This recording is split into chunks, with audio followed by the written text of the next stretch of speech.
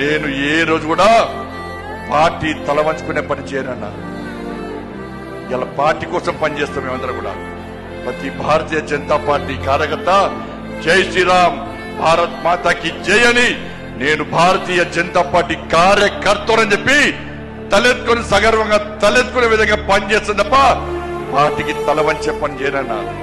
చాతగాని మూర్ఖులు, ధైర్యంగా రాజకీయంగా ఎదుర్కోలేని దద్దమ్మలు ఇలా ఏదో చేసి బండి సంజయ్ని గాని భారతీయ జనతా పార్టీని ఇబ్బంది పడితే నేను ఫామ్ హౌస్ లో ఎలుకని కాదన్నా, ఫామ్ హౌస్ లో ఎలుకని కాదన్నా. నేను నా అయ్య పేరు చెప్పి రాజకీయాలు రాలేదన్నా, నా తాత పేరు చెప్పి రాజకీయాలు రాలేదన్నా, ఏదో జెండా పెట్టి ఎత్తే రాలేదన్నా.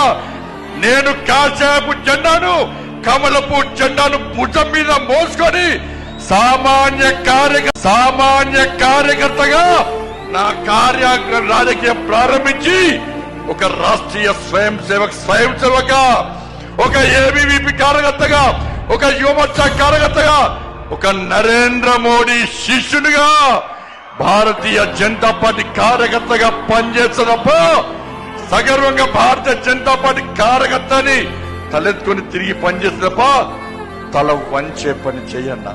నన్ను నమ్మండి అన్నా, తప్పుడు ప్రచారం నమ్మకండి అన్నా. మా ఎంబడుండండి, ఇక వదిలిపెట్టే ప్రసక్తే లేదు.